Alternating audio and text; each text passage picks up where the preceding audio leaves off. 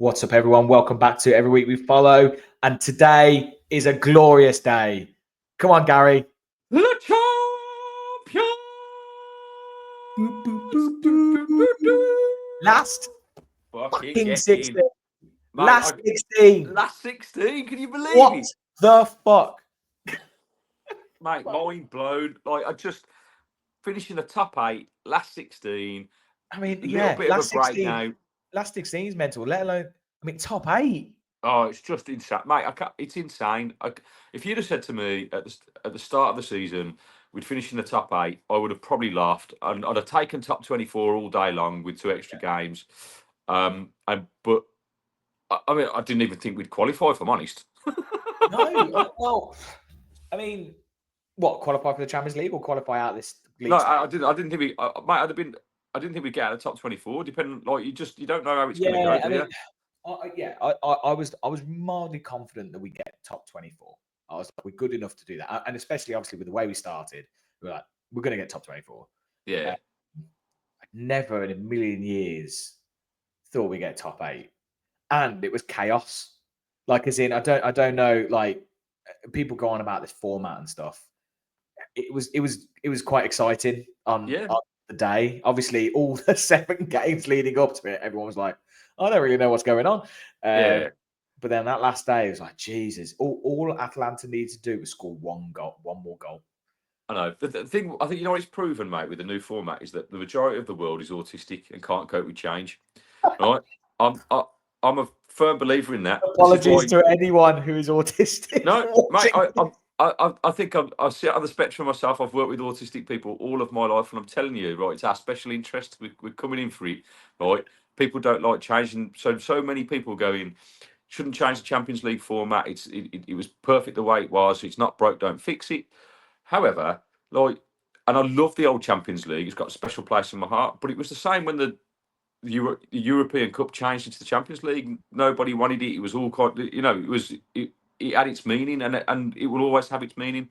But it's undoubtedly, you cannot deny that the way it's all panned out has been super exciting. The last couple of weeks with the game days has just been something to look forward to. Well, I think there is that element of jeopardy within the games. I think also now it's been the first time. I think the next time the tournament happens, I think people will take these earlier fixtures a little bit more seriously and not be quite as complacent with it. I think definitely the big teams were. I think they were just like, yeah, we'll get through. But I actually think what it's done, and this is why it's so exciting for us, is that I think it's been better for the smaller teams. I think they've just got way more chance of actually getting through in some way. Or, they've got 2 extra games anyway. And then if they make the playoffs, then they get another 2 games. So they actually get a lot more experience in Europe as well. So the next season, they've played more games. They've been more kind of jeopardy games. And, they've all essentially got to a knockout phase, which they wouldn't have hit. Yeah. So it's, it's brilliant. Well, I think it's great because, people. One of the big complaints I've heard is that it takes away that element of the home and away leg and things like that they had in the previous ones. I don't think we would have got through. No, I don't. I agree with what you say, mate. I think the way it's panned out is that it enables, like you said, each game becomes like a cup tie, so it's like a one-off game, and you haven't got to worry about now we've got to travel to. Let's say if you got Real Madrid, I've got to go to Real Madrid away. You played them once. 2 games you're going to lose, probably, isn't it? Yeah. Can you imagine if we had to play Bayern again? Like, no, we can't play Bayern to try and qualify.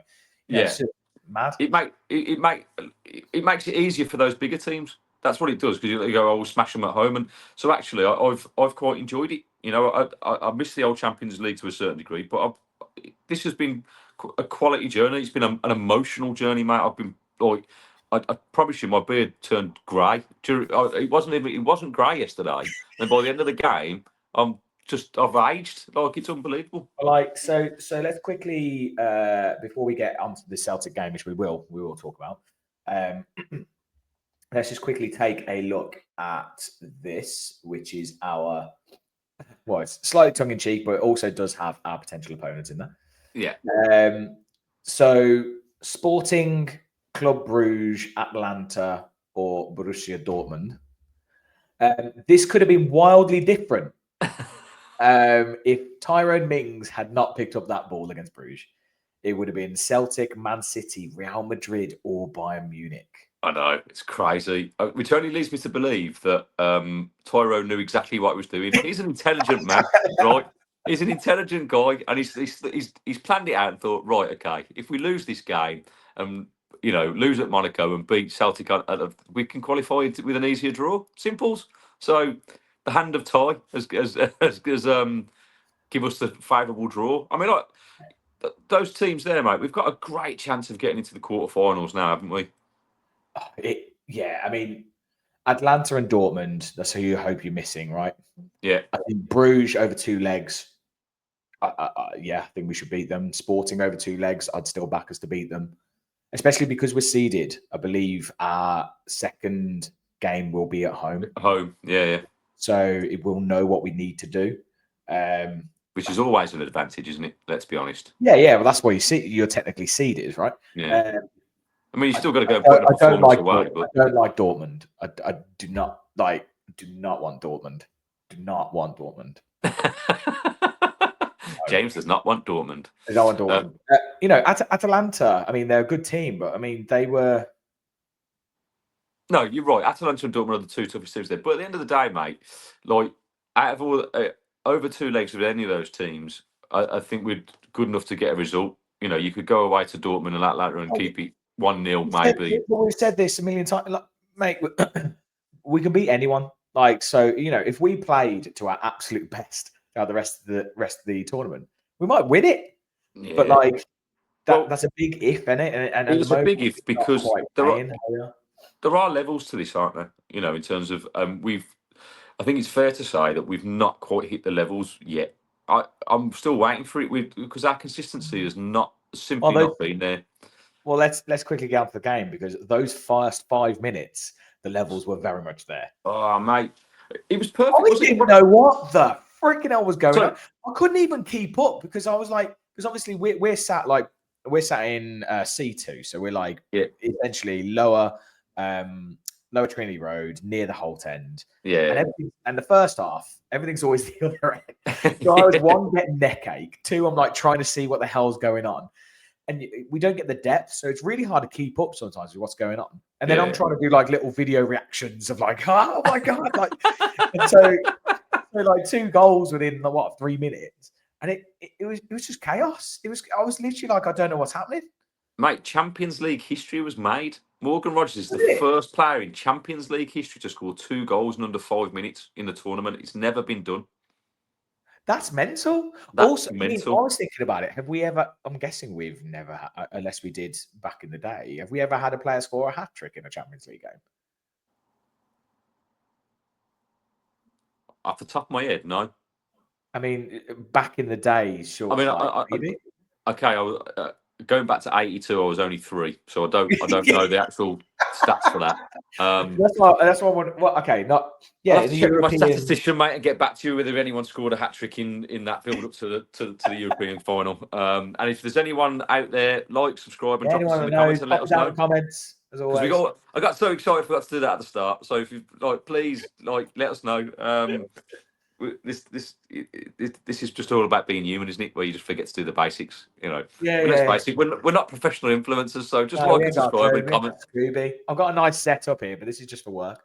Yeah. But anyway, but yeah. So first 5 minutes, absolutely out the blocks. That finish, but that goal, that second goal, by the way, I've watched it back a couple of times. Did it take a deflection? It did. I watched Matchday last night, and I mean, real time, it looked unreal. But yeah. I was literally, because I think I said, I was like, what a weird finish. Yeah. I was like, who's hitting that with their right foot into there? And how's the keeper not got it? So that's a bit weird. Yeah, the deflection definitely skims the ball over Kasper Schmeichel into the top corner. So, I mean, all day long, mate, I'll take that all day. Schmeichel, by the way.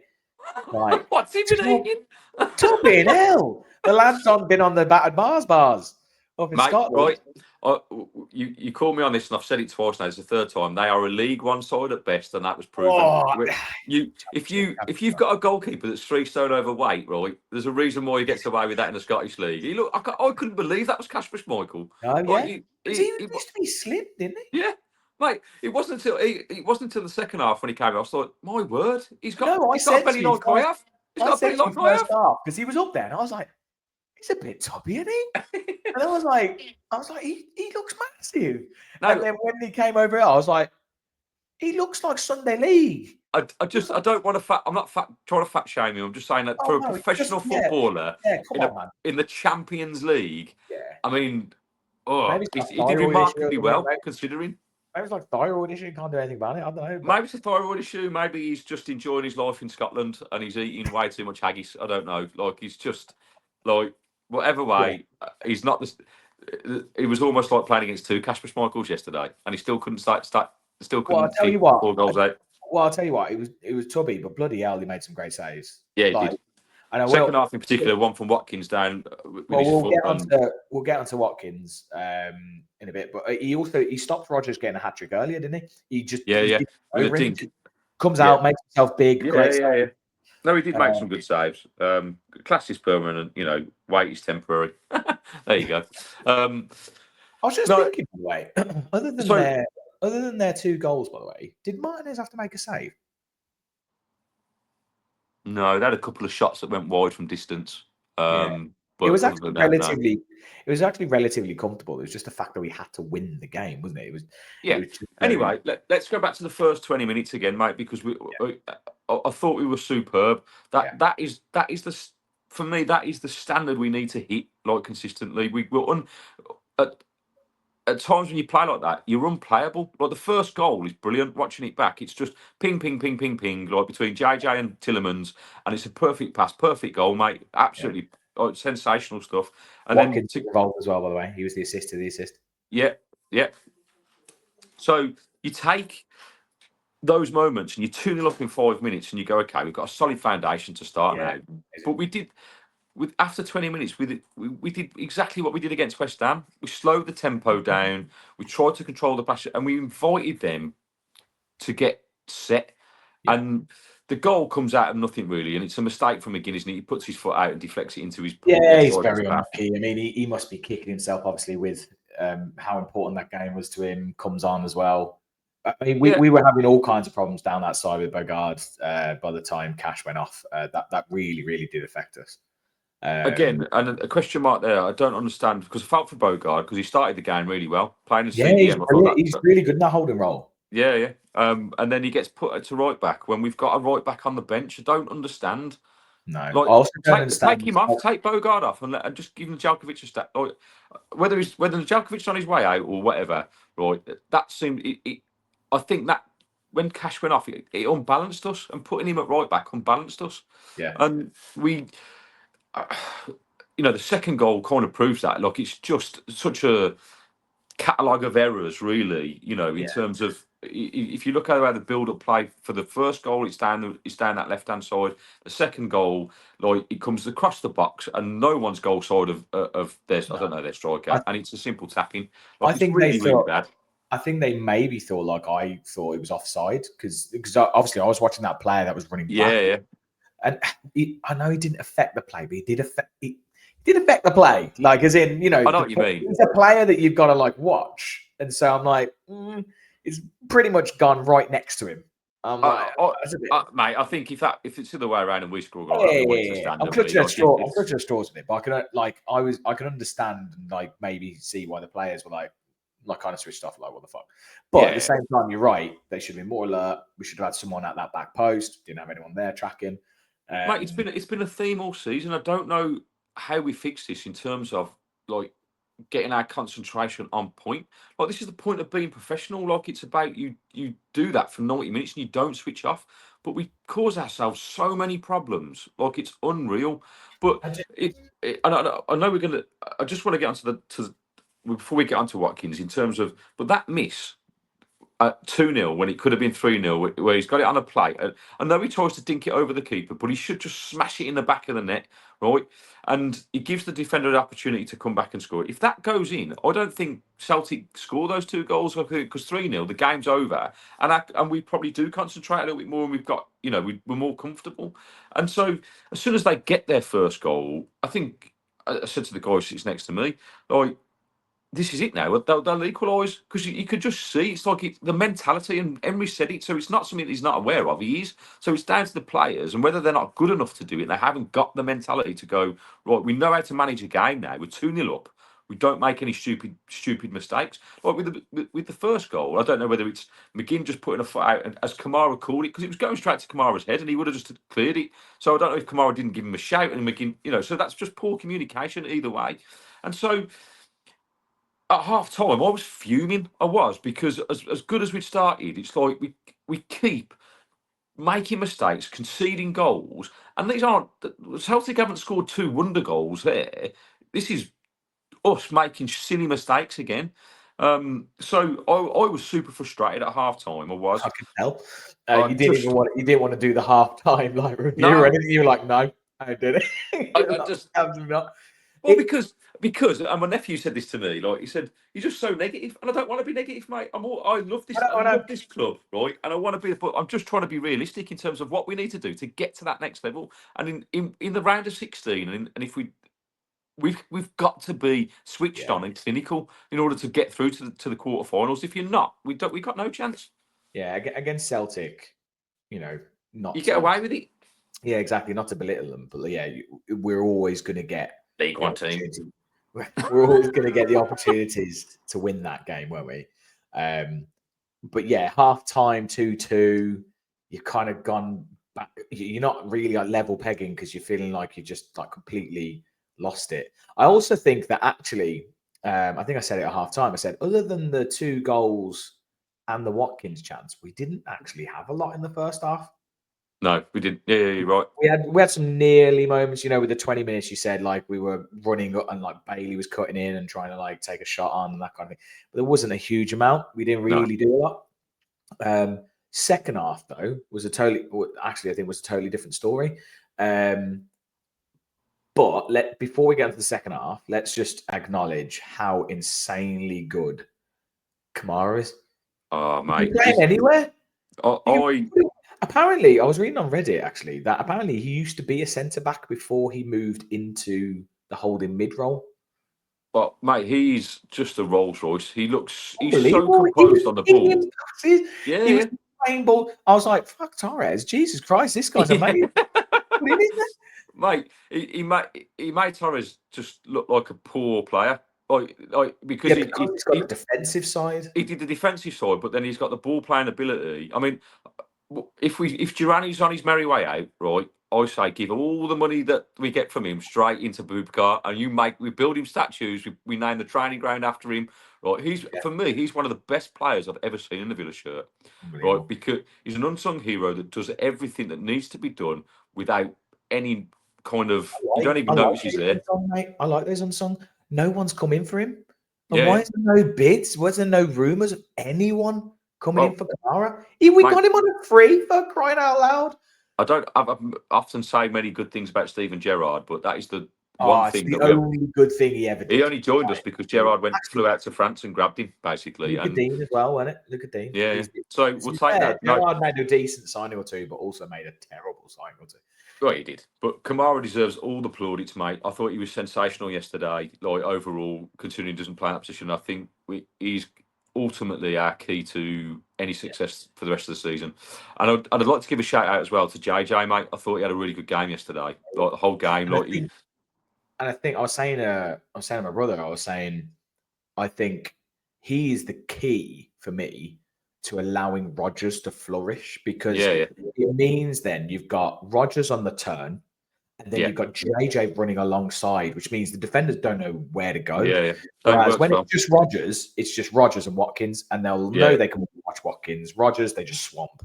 At that time. Whereas it's now like, give JJ the ball, he'll run. Rodgers is running alongside, or give Rodgers the ball and JJ's running alongside, and it's just brilliant to watch. Well, hopefully, mate, he can stay fit. That's the key, isn't it? That is the big thing. And every time he got a couple of kicks yesterday, and he's holding his foot, and I'm like, he's just got.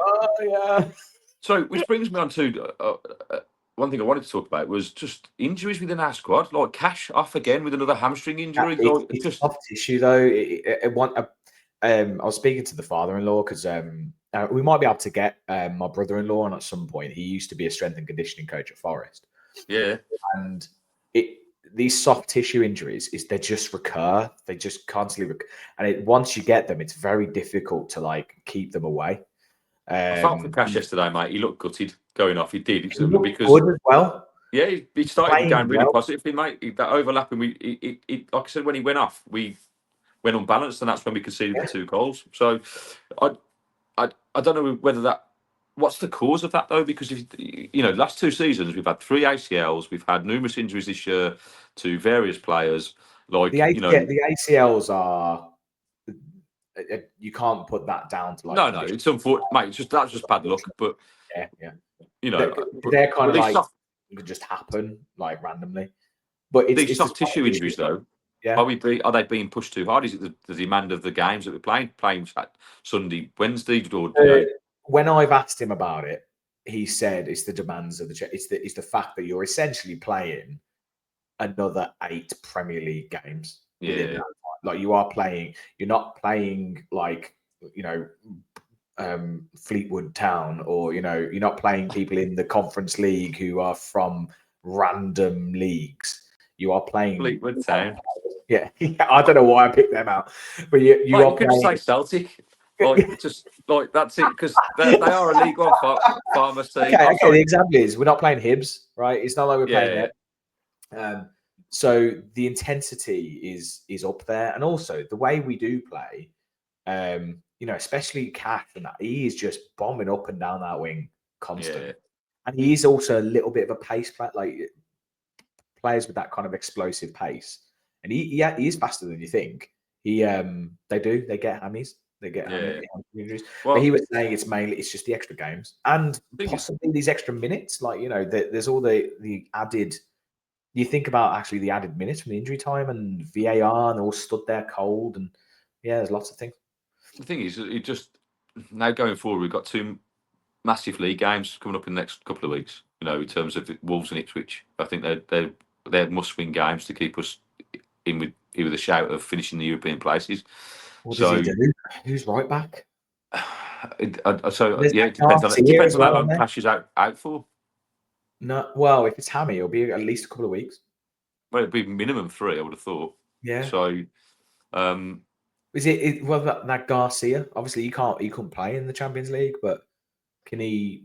But like you said, like Emery doesn't generally like to just drop players in it, and he hasn't, so he either Bogard again.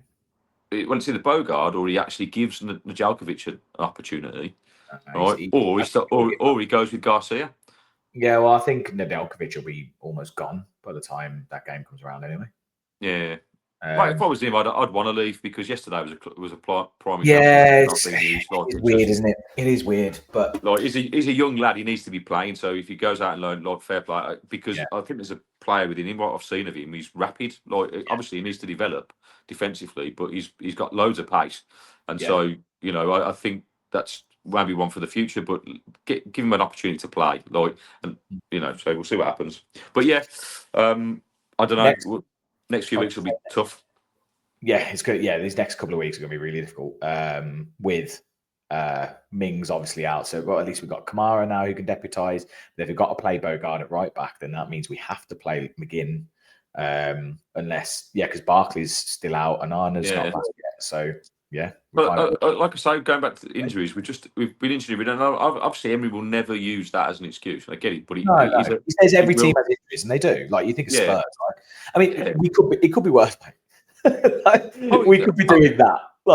It could be absolutely worse, mate. I think it'd be great for Emery to have a fully fit, assembled squad at his disposal to see consistently to see where we could be. Because even with all season. Exactly, mate. So 2 seasons in a row, and yet even with all those, and I'm not using excuse, but with those injuries that we've had, we still are where we are. So I'm fit. I woke up this morning absolutely buzzing. Can you imagine if we didn't have those injuries? Yeah, exactly. Who knows where we'd be, mate? Maybe we would be challenging for the league. I don't know. Maybe that's a bit far fetched, but Jesus, he's lost it. I'm in the Champions League euphoria, mate. I don't try and bite me down the bullet. We're going to win it all. We've won one game, therefore we're going to win the league. While you're on a high, let's ride it. Watkins. Yeah, come on, Ali. Right, let's Go on. I mean, let's hear your view first. okay. It's The painful miss. to watch. The miss. Look, Right. he's gonna players will miss chances for fuck's No, I sake. know, but consistently throughout the last 2 seasons, he has missed big chances in games. Like, and so does Haaland, and so does Salah, and so does like all these players. no, I know, but they take more than he does. Stop criticising him for every miss. No, look, let me just get this out because I've got lots of nice things to say about him too. The guy was unbelievable yesterday. For me, he was like top 3 players in the pitch. Second half, I thought he was unplayable. He was unbelievable. They had to change their centre back for what looked like a tree. Yeah. just to try and like negate him. With him. No, second half, he was brilliant. Now, I was slightly frustrated, not with Watkins second half, but we were doing that ticky-tacky nonsense at the back, right? Now, for whatever reason, Celtic would just similar to what Bayern did against us, put Ollie 1v1. And so I've got nothing wrong with us trying to play it from the back. But after 2 passes, you've got to try and go long. Like, it gives Ollie an opportunity to make a run, which he does do. And he did it numerous times yesterday. Didn't get the ball on several occasions. And if they'd just pumped it over to him, he's one-on-one, or give him an opportunity and then get around him. And we put ourselves under pressure before we scored the 3rd goal. Like, we came close to losing the ball in defence, and you go, God, we're putting ourselves under pressure. Right, 2 passes, and then the 3rd pass has got to be a ball forward. It has to be, because otherwise they just press you and you lose. You put yourself in danger of losing the ball. So, but when we did do it, we had so much joy. Now it either comes through Tillemans like playing a ball through the lines, and Rodgers can turn and run, or it's that ball over the top for Ollie to hold up. It's so simple, but we delay it so often. I don't understand why. Again, I am totally unqualified on this, and don't but and I'm sure Emery and his coaching team, apart from Austin McPhee, know more about stuff. And we'll get onto that pleb in a minute, right? So yeah, Watkins, I thought ran the channels brilliantly, like he does most games. Held the ball up well. Was a big problem for them, and you'd like to say 2 assists yesterday. 2 assists and a goal. He's had 2 assists. He got the goal. Arguably, if Schmeichel didn't have such a good game, he could have had 2 or 3 goals. He also and then the penalty. She fell over. You've got to feel for him, man. Like literally, mate. I was just like, the guy can't catch a break. He's had 2 great chances saved. He's then got his Instagram post. He's won the penalty, and then he's got this penalty, and then because he said, he sent it. I'm just going to share these. His Instagram post basically says, buzzing to be through to the top, top 8. There you go, top 8 of the Champions League, whatever. And then he's got, but sack the groundsman. The groundsman is getting the sack. Groundsman's getting the sack. It was, it was a shame. It was a real shame that, because it would have been so good for Ollie to get a brace in that game. Yeah, I agree, mate. Like he deserved it yesterday. And what I really loved after first Champions League goal, wasn't it? Yeah, first Champions League goal. And after he scored, he went up to the whole end and he went, hopefully that means fuck off Arsenal. Fuck off Arsenal, you prick. Apparently, that bid, they said on Match Today, went in on Monday. Oh, right. So it was a couple of days ago. It wasn't 2 hours before thing. Villa knew about it on Monday, apparently, according to Mark Chapman on the BBC. There are other outlets out there. The thing I wonder is, like, how does it get out, though? Has it been leaked then? Of course, it must have, mate. Like, how does anything get out? Like, it's not like we've released it and released. No, we haven't really. Like, it was so bizarre. Like, so someone's obviously leaked it. Now, either he's done it as a player himself because he wants out, or maybe it's John Duran as a parting gift. Celtic fan. Well, it could be John Duran going, I'm fucking off anyway. Like, I don't give a shit. Like, you're all going to be without any strikers. On that, let's get on to Duran. Johnny baby. Look, for me, of the 2, he's the one that has to go. He'd have to go.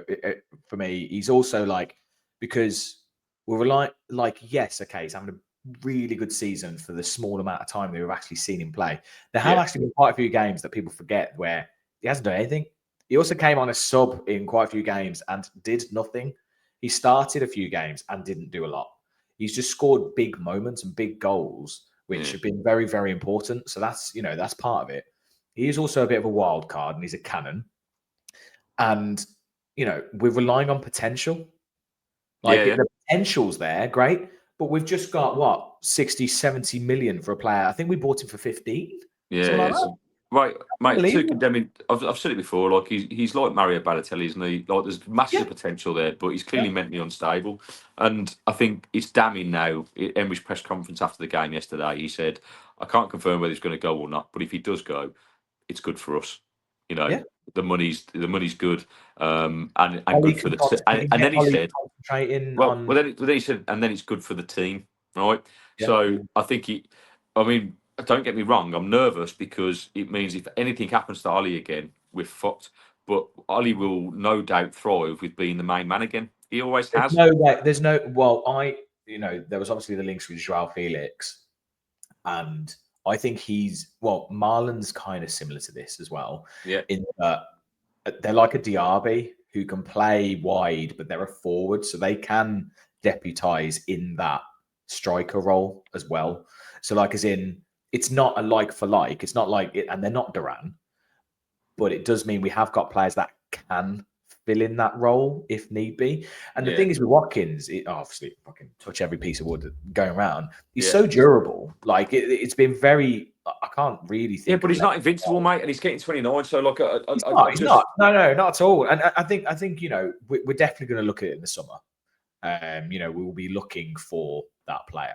The money we're going to get from Duran, I don't know whether we'll reinvest it fully immediately, but that's massive for PSR for us. And did you see, by the way, on PSR, did you see the figures of the numbers that we've made, by the way, from this Champions League? Yeah, 42 million in it so far. I think I read. Was it not quite? No, it's not quite. No, it's not quite that. But that win yesterday, because the last 16 for getting there, you get 9.3. So that's ridiculous. Yeah. And then from all the wins that we banked so far, we'd actually banked 9.44. Then, so apparently, actually, just from getting to this phase alone, so far, we've banked 25 million, which is mad. And then if you do make the quarterfinals, it's another 10.5. So then we've made 35 million. That is 2 player sales. Yeah. And so it's massive, mate. It's huge. Next summer, if we can get Europe again this season, not necessarily Champions League, but Europe, next summer we should really be able to strengthen. Well, that's the key, isn't it? I mean, I just think with 5th place being up for grabs for Champions League, mate, we've got to be targeting that. That's what should be the goal. And I'm sure, watching Emery's pre-match press conference, that's what he wants. He's of course that's what he wants. His standards are ridiculous, but we have got to improve our levels if we're going to get that. It's there for us to take. We've got to play all the teams around us. We've got 2 winnable games coming up against Ipswich and Wolves, and then Chelsea after that. So it's a big game at home, and but why can't we win it? We've beat Man City at home. Chelsea are a bit up and down over the last few weeks. Good side, but beatable. We were poor against them at Stamford Bridge, but we haven't been great all season, and that's because we've had injuries and, like you say, and this constant change of the back four has damaged us massively. I talked about this yesterday. I actually found it a bit weird. I can't remember what minute it was, but when we brought on Maatsen, I was like, why are we doing this again? The only thing I think of is that Dina was getting a little bit exposed down our left-hand side, but I don't know who their right winger was. Kuhn, was it called? He was very quick. Yeah, he was very quick. And, McGinn was having to get back and help out with that. And so I don't know whether he felt like Dean was getting a little bit tired, a little bit leggy, so he did that. But the last time we kept a clean sheet, we didn't make a change until the 8th or 5th minute. That was Everton, wasn't it? Team. Yeah, Everton. We kept a consistent team on the pitch. And I was like, I just feel like that because when we make those changes, we just suddenly become unbalanced for about 10, 15 minutes. Yeah. And we get on the back foot and it gets quite worrying. I agree, mate. We need a little bit of consistency going forward. But again, we're now injury prone, aren't we? Cash out, so we're not going to have that. And maybe he's trying to do the changes to try and mitigate that, so it's kind of a vicious circle. But last point is the Celtic fans in the Villa fans. Now, I haven't read about anything kicking off massively or anything like that. Well, according to easy to put up. the father-in-law, Brian, who sits in Upper Doug Ellis, Okay, there was a couple there. One, I don't know if this is true, but he seems to think that one of the Celtic fans got chucked down a flight of stairs and was like literally fucking booted all the way down. Ellis? Yeah. I mean, that's the like happy go family stand, isn't it? Who's Well, doing? yeah, but I don't know if you remember, but then there was like a herd of police that were up at the top. I don't know if you saw them. Yeah. So, like, I mean, I think it's poor from Villa. If I'm honest, there's no. Let's be honest. Fans do this up and down the country week in, week out, right? Because I know family members that. How can you stop them? How can you stop them doing it? Then? You can't. Now, by all accounts, I did read something yesterday. I don't know how true it was that when the Champions League draw was made, that a fair few Celtic fans signed up for Villa memberships to get tickets for this game, knowing that they could, right? And then you've got. I can't do anything about that. Like, you can't do anything about that. And they issued warnings. I had an email to say if you're caught basically giving your ticket to anyone that's not you, you'll be banned for life, sort of thing. So it's a massive risk. But yesterday I noticed that there was pockets of police everywhere sorting out obviously fans in there. But we obviously sit in the Trinity that we just down from all the posh seats. There was at least 10 Celtic fans in those posh seats, and they were not just celebrating but going nuts. They were going big guns, weren't they? Right. And we were all. You could see. I mean, obviously. The result, with the way the result went, it didn't kick off. No. But I feel like if it could have been very different, couldn't it? If it gone quite like 3-2, someone was on Talks because I was driving home from the game, and someone was on Talk Sport, and he was saying that his seat is basically next to the wall to the hospitality, like to all them seats, and he said it was getting rowdy. He said there was Villa fans. There was, he said, as he called them, young'uns around him who were like, climbing over the wall to like get at these people. And then apparently they were goading each other like the whole game. And then when we went 3-2 up, they went up and then they shook the Celtic fans' hands, going, no worries, kind of thing. If it was the other way around, that could have easily kicked off. And like. I don't know what the rules are with hospitality. I don't know whether it matters. As in, I don't know whether even if they were Celtic fans, I don't know if there's rules. No, I don't think because they were kicked out. They were there the whole game. Pay your money, you're in. But yeah, you are. Yeah, but anywhere else in the stadium, as far as I'm aware, if you're there and you are an away fan and you celebrate like that, you are kicked out. Yeah. Like I've seen it before. I mean, I've been Blues games before. There's been Blues fans in the whole. Again, I think it's one rule for the other, because they're very clear on the website about like when the tickets go on sale, and even hospitality, that these are for home fans only. Like there's a warning there, but it does say that. But the fact of the matter is, money talks, and so if you've got a bit of wad behind you, you're going to get away with it but it's not. It's 150 quid a seat they are, aren't they? And there was about 10, 12 of them. Yeah, it just.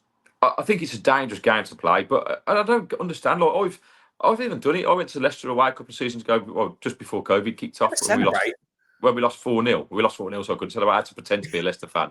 It's fucking horrible. Right? Yeah. And I sat next to the chattiest Leicester fan in the world who was asking me questions, and I go, "God, Jesus Christ, I'm going to be found out here." Luckily, my football knowledge is okay, so I managed to get away with it. But it was. But even if we had scored, I think we had a couple of penalty appeals turned down in that game, and I'm like, but you just hold it in, don't you? Because you're there, you want to watch the game. I couldn't getting away from it's going to be difficult. But I had Josh who came up. I was on the Arsenal podcast. He's come up for the Arsenal game before, and he sat with us. And he'll go to me like, get in like this, and he'll like get me a headlock and like nugging me, whatever. But he's not jump. They were literally jumping up, cheering, hugging each other, going like this, and and all you guys, us around them. Going, get out. What the hell? So the fact that, I was amazed at the fact that they just continued doing it. They were just doing it in our faces and goading us. And I was like, well, it was bad enough for the first goal they scored, but the second goal, it looked like a group of 15, 20 people going absolutely nuts. Yeah. Do you know what I mean? Like, so it's terrible. It's an interesting one, really. But again, League One team, League One fans. What was the score? Yeah. It was quite funny. There's this guy, I'll try and find the clip somewhere. There's this guy on Talk Sport who come on, and he came on before and he was talking about Celtic, and he was saying, we'll spank all the English teams. They call him like Spank Steve or something like that. And he's the one.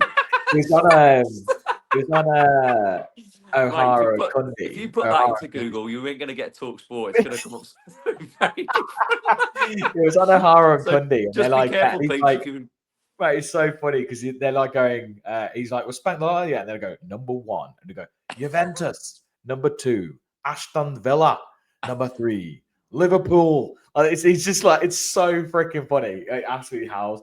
But yeah, it was at the end. The one last thing I want to end on is finally where we weren't, even when we were up against it, the atmosphere was brilliant. Mate, The we need to atmosphere was bring that there. week in, It was week out. so good. It was so loud. It Yeah. was like unbelievable. And like even when we were up against it, they scored. Then Villa till our die kicks off, and we're all like pushing as hard as we can. Obviously, then it gets to half time, but then second half we came out and the atmosphere was brilliant. I thought. Yeah, it was, mate. You know, we turn up for Champions League games. I mean, I don't know if that's because Under the the opposition lights, fans, the you know, night. well, you've got Celtic fans who are making a lot of noise, right? And then I think that kind of goes us on to be a little bit more. And obviously, all it takes is for Villa Park to ignite and really get bouncing is something to scream about. And there was numerous parts in that game. Like the first 20 minutes, brilliant. In the second half, like we had numerous chances to put the game to bed. So it just excites people, and then that's when it goes. Now we've got to somehow manage to kind of emulate that in the league because from a player's perspective, it must be kind of disheartening when it goes like quiet as Villa Park can, as we know it can. Yeah. But nights like yesterday are just what I live for, mate. I'm buzzing today. I'm so happy. So good. Like I can't believe we're in the last 16 of the I'm Champions so League. happy. I put my poster up. Yeah. It Where's should the have been a freaking flag. flags? Where's the bloody flags?